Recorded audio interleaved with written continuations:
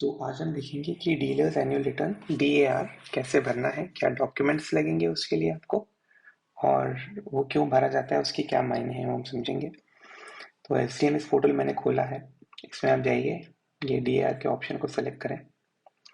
DAR जो है हर 2 साल में भरा जाता है, 2 साल में एक बार। तो लास्ट DAR जो था वो 20-21 में भरा गया था, तो उसके बाद 22-23 में भरा जाएगा। 21-22 में नहीं भरा गया था, 22-23 में हम लोग तो यहाँ से हम पॉपुलेट करेंगे नए DAR को। इसके अंदर ये एक रिक्वेस्ट आईडी क्रिएट हो जाएगी। यहाँ पे आप देख सकते हैं DAR पीरियड हमें सेलेक्ट करना है, तो 20-21 का लास्ट भरा था, नेक्स्ट 22-23 में हम भरेंगे और हम इसको आगे क्लिक करेंगे। एक सेकेंड। तो ये आपका DAR रिक्वेस्ट 22-23 का खुल के आएगा। यहाँ पे सबसे पहले हमें कॉन्स्टिट्यूशन टाइप है ये वेरीफाई करना है। इसमें बहुत सारे ऑप्शन रहते हैं। मेजोरिटी केसेस में प्रोप्राइटरशिप या पार्टनरशिप रहेगा, तो उस केसेस में आप वो सेलेक्ट कर लीजिए जो भी आपका कॉन्स्टिट्यूशन टाइप है, इसको आप सेलेक्ट करेंगे और फिर हम नीचे आ जाएंगे अटैचमेंट्स में। एक बार कॉन्स्टिट्यूशन टाइप सेलेक्ट करने के बाद आपको यहाँ पे आपकी जो डिटेल्स हैं आपसे सिस्टम मांग रहा है, क्योंकि ये बी साइट आरओ है, इसमें आपको पैन कार्ड लगाना है। डीलरशिप अग्रीमेंट लगाने की जरूरत नहीं है, बैलेंस शीट आपको लगानी है। रिटेल सेलिंग लाइसेंस आजकल वैलिड नहीं है, आप इसकी जगह GST सर्टिफिकेट लगा सकते हैं। बैंक अकाउंट की डिटेल्स हैं, जितने बैंक अकाउंट अपनी कंपनी में मैप्ड है सभी बैंक अकाउंट के लेटर्स लेने हैं। इस्टेब्लिश करना है कि जो ऑपरेटेड है वो वेदर एक जन ऑपरेट कर रहा है, अगर प्रोप्राइटरशिप में है, और पार्टनरशिप में है तो जो पार्टनर्स हैं वो ऑपरेट कर रहे हैं, कोई और थर्ड पर्सन हो उसका ऑथोराइज सिग्नेटरी नहीं है। और क्योंकि बी साइड पंप है तो इसमें हमें एक एक्स्ट्रा चीज चाहिए होती है, परचेज और लीज, लैंड लीज अग्रीमेंट जो होता है, लीज डीड चाहिए होती है। तो एक एक करके हमें सारे डॉक्यूमेंट्स अपलोड करने हैं यहाँ पे अटैचमेंट्स में जाके। अब हम डिस्कस करेंगे कि कौन से डॉक्यूमेंट में क्या क्या चीजें होनी जरूरी है। तो सबसे पहले हम लोग एक यहाँ पे क्लिक करेंगे, टाइप में सेलेक्ट करेंगे। तो मान लीजिए हम लोग नीचे से चलते हैं रिटेल सेलिंग लाइसेंस, तो इसमें आपको GST सर्टिफिकेट अपलोड करना है। टिपिकली 3 इसमें होते हैं। आप इसमें फाइल अपलोड करें, फाइल अपलोड करके चूज करें आप फाइल को। डाउनलोड में से आपको इसमें ये GST सर्टिफिकेट आप अपलोड कर सकते हैं, इसमें अपलोड कर दीजिए। फिर आप नया फाइल टाइप क्रिएट करें, pan card, simple pan card आप स्कैन करके रखें, 1 पेज का पैन कार्ड होगा। फाइल अपलोड करेंगे दोबारा, हम पैन अपलोड कर लिया। फिर हमारा थर्ड जो इसमें डॉक्यूमेंट आएगा वो है, मोबाइल इनवॉइस की जरूरत नहीं, लैंड डॉक्यूमेंट। लैंड डॉक्यूमेंट में आपको आपकी जो खतौनी है या सेल डीड है वो आपको अपलोड करनी है। अगर आपने खरीदी हुई है या फिर लीज्ड है तो उसमें सारा पूरी लीज डीड आपको अपलोड करनी है। तो जो भी उसके पेजेस है, 4 पेज, 5 पेज, 6 पेज, पेजेस, और आप अपलोड करें फाइल। इसमें लैंड डॉक्यूमेंट की फाइल मैंने ले रखी है, ये आप अपलोड कर दीजिए।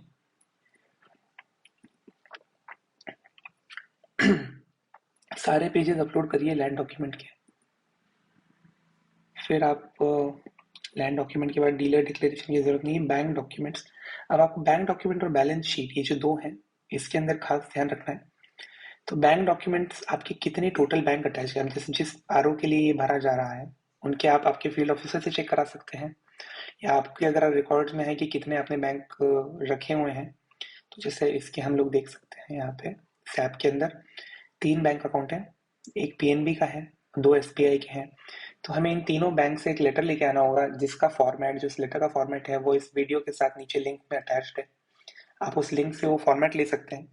उस फॉर्मेट को आपको बैंक के लेटर पैड पे प्रिंट कराना है। जैसे ये पंजाब नेशनल बैंक का है तो उस फॉर्मेट को आप लेके जाइए भर के, पंजाब नेशनल बैंक के लेटर पैड पे प्रिंट करा के वहाँ पे बैंक मैनेजर से साइन करवाइए। अगर आप पार्टनरशिप आपका है या प्रोप्राइटरशिप है तो प्रोप्राइटरशिप की केस में single partner single proprietor sign करेंगे, सील लगाएंगे आपके आरओ की। और पार्टनरशिप है तो सारे पार्टनर साइन करेंगे बैंक लेटर को। और उसी तरह से तीनों बैंक के लेटर्स लेने हैं सेम फॉर्मेट के अंदर, और आपको अटैच करना है PDF बना के। तो हमने ऑलरेडी ले रखा है यहाँ पे बैंक डॉक्यूमेंट्स। तो इसके अंदर और एक और चीज जो है जो हमारे सैप में मेंटेन है वो, और एक बैलेंस शीट के अंदर भी आपके बैंक डॉक्यूमेंट्स आते हैं। कैसे आते हैं वो दिखा देते हैं आपको। तो क्योंकि 3 बैंक अकाउंट हैं तो तीनों को मर्ज करके एक पीडीएफ बनाएंगे हम लोग। सारे बैंक डिटेल्स के 3 पेपर होंगे, तीनों को मर्ज करके एक पीडीएफ बनाएंगे और हम फाइल अपलोड कर देते हैं एक बार। बैंक बैंक डिटेल्स, इसको हम लोग बैंक लेटर का नाम दे देते हैं।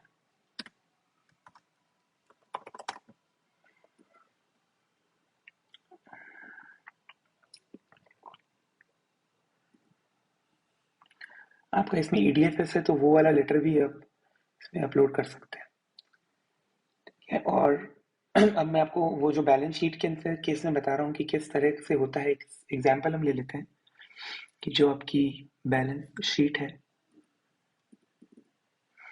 ये इस तरह से, इसमें एक ऑप्शन रहता है नीचे number of bank account balance sheet के अंदर कि आपने इस फर्म के लिए उस फाइनेंशियल ईयर में कौन कौन से बैंक अकाउंट ऑपरेट किए हैं। तो वो आप देख लीजिए कि जो सैप में मेंटेन है वही अकाउंट इसमें आ रहे हों। ये इस तरह का आपको मिलेगा आपकी बैलेंस शीट के अंदर। और जो एक और डॉक्यूमेंट आपको यहाँ पे आपके सारे डॉक्यूमेंट प्रीव्यू में दिखेंगे। और जो डॉक्यूमेंट हमारा बच रहा है अभी वो है आपका बैलेंस शीट। बैलेंस शीट आपको पूरी बैलेंस शीट अपलोड करनी है। उसके अंदर बिल्कुल भी आप वो ना करें कि कम ज़्यादा, 1 पेज 2 पेज नहीं, पूरी बैलेंस शीट ऑडिटेड होनी चाहिए बैलेंस शीट। तो वो ऑडिटेड बैलेंस शीट हमें अपलोड करनी है। इसमें हम लोग अपलोड कर लेते हैं फाइल अपलोड, और हमने बैलेंस शीट ऑलरेडी रखी हुई है यहाँ पे। बैलेंस शीट को डालेंगे। अब बैलेंस शीट में क्या क्या चीज़ें हमें ध्यान रखनी है वो मैं दिखा देता हूँ आपको। तो ये हमारा बैलेंस शीट अपलोड हो गई। बैलेंस शीट में आपको ये ध्यान रखना है कि ये जैसे एक एग्जांपल है बैलेंस शीट का, उसमें यहाँ पे अगर वो प्रोप्राइटरशिप फर्म है, जैसे कुमार फिलिंग स्टेशन पंप का नाम है, पंप के प्रोप्राइटर का नाम है, कौन सी बैलेंस शीट है, क्योंकि हम 22-23 की भर रहे हैं तो 22-23 मतलब मार्च 2023 की बैलेंस शीट होनी चाहिए, 31 मार्च 2023। यहाँ पे आपके पंप की सील, आपका नाम और आपके सिग्नेचर होंगे। इधर आपका जो सीए है जिसने ऑडिट किया है उनका सील लगेगी और उनका नाम, और इस तरह से आपको करके ऑडिटेड बैलेंस शीट का हर पन्ना आपको लगाना है। एक एग्जांपल हम देख सकते हैं यहाँ पे जो बैलेंस शीट हमारे पास है, डीलर की है ये, तो ये पूरी ऑडिटेड बैलेंस शीट है। क्योंकि ये 20-21 की है तो वो वाली बैलेंस शीट में दिखा रहा हूँ, बाकी आप 22-23 की बैलेंस शीट लगाइए तो उसमें पूरी आपको बैलेंस शीट अपलोड करनी है। तो ये सारे डॉक्यूमेंट्स एक बार आप अपलोड कर देंगे, फिर आप डीआर डिटेल्स में आए। अब इसमें आपको कुछ चीज़ें वेरीफाई करनी पड़ेगी कि आपका पैन कार्ड नंबर जो है, तो उसमें पैन कार्ड नंबर लिख दें, जो आपके रिकॉर्ड आप जो अपलोड कर रहे हैं उसके हिसाब से लिखेंगे।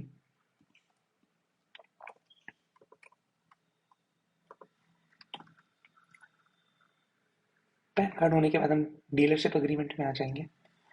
डीलरशिप के अंदर जिस समय का आपका डीलरशिप है तो आपको वो डेट सेलेक्ट करनी है कि कब आपकी डीलरशिप एग्जीक्यूट हुई थी। तो मान लीजिए मैंने डेट डाल दी उसमें डीलरशिप की, और ये हमारे सिस्टम का रिकॉर्ड है जो नीचे लिख के आ रहा है, रिकॉर्ड एज पर सिस्टम।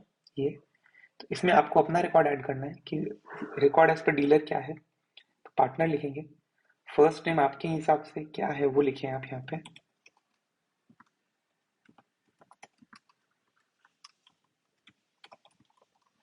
और सिस्टम से अलग भी हो सकता है, और अगर प्रोप्राइटरशिप है तो 100% शेयर है। पार्टनरशिप है तो आप दूसरे पार्टनर का नाम ऐड कर सकते हैं यहाँ से, और कितना कितना परसेंट शेयर है वो आपको ऐड करना है। टोटल शेयर जो होना चाहिए 100 के पे आके बैठना चाहिए। तो आपने डीलरशिप एग्रीमेंट की डिटेल्स डाल दी। बैलेंस शीट में फिर आपको क्लिक करना है, यहाँ पे एक रिकॉर्ड ऐड करना है। रिकॉर्ड ऐड करके आपको लिखना है रिकॉर्ड एज पर। यहाँ पे आपको लिखना है बैलेंस शीट के पहले डिटेल्स डालेंगे, ऑडिटेड कॉपी। पहले हम लोग नीचे भर लेते हैं इसको, पार्टनर।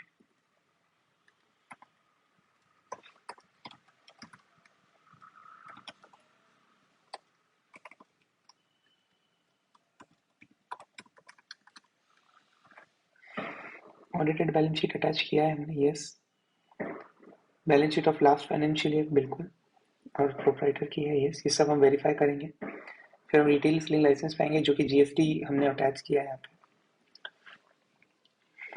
ये सारे एंट्रीज डबल डबल या ट्रिपल हो सकती है, ये 4 भी हो सकती है अगर पार्टनरशिप फर्म है तो, क्योंकि ये प्रोप्राइटरशिप फर्म का हमने एग्जाम्पल लिया है, तो इसमें वो कोई ज़रूरत नहीं है।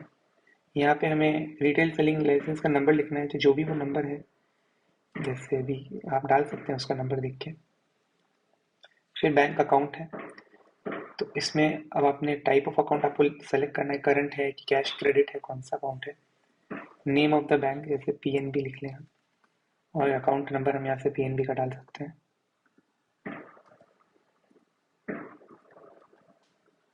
ये आप डालने के बाद नीचे फिर एक एंट्री क्रिएट करेंगे हम कि बैंक अकाउंट ऑपरेट कौन कर रहा है उसकी। दोबारा से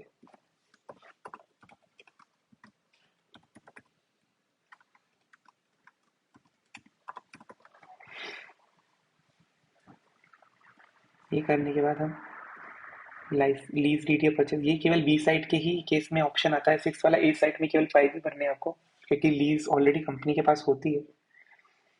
तो अगर यहाँ पे जो भी लैंड का स्टेटस है आपको लिखना है, ओन लैंड है या लीज्ड है तो लीज्ड लिखेंगे, परचेस्ड है तो उस हिसाब से एक रिकॉर्ड क्रिएट करेंगे और दोबारा इसको वही नाम भरेंगे।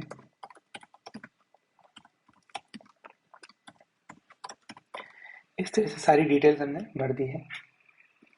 ये आपको डिटेल सारी भर देनी है। यहाँ पे देख लीजिएगा कि सब पूरा प्रॉपर भरा हुआ है, कुछ मिस नहीं हो गया है मुझसे। ठीक है, तो ये परफेक्ट है। ये सब भरने के बाद में हम आ जाएंगे ऊपर। ऊपर में आने के बाद हम इसको सबमिट करेंगे। अगर कोई इश्यू होगा तो सिस्टम हमें बताएगा। यहाँ पे हमें टिक करना है इसको, certify that the address shown showroom and godown is mention in DAR as per the revenue records. इसको सबमिट करें। Please click refresh button in the DAR section applet. तो रिफ्रेश करने के लिए बोल रहा है, तो नीचे ये रिफ्रेश बटन है, यहाँ पे क्लिक किया हमने। अभी ये रिफ्रेश हो जाएगा, बिल्कुल डन। अब हम सबमिट करके देखते हैं। Please provide attachment for purchase और लीज डीड। अब वो लीज डीड का अगर मांग रहा है, क्योंकि यहाँ पे परचेज और लीज डीड का अटैचमेंट ये रिकॉर्ड क्रिएटेड है, तो लैंड डॉक्यूमेंट ना क्रिएट करके हम इसको परचेज और लीज डीड में हम चढ़ा सकते हैं वो चीज़। तो purchase and lease deed, number of pages जितने भी हैं वो लैंड डॉक्यूमेंट में 5 पेजेस थे। हम फाइल अपलोड कर लेंगे दोबारा से, लैंड डॉक्यूमेंट, और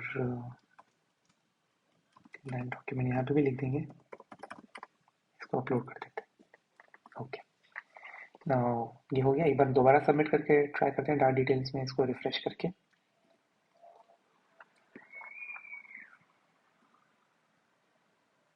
तो ये सबमिट हो गया है।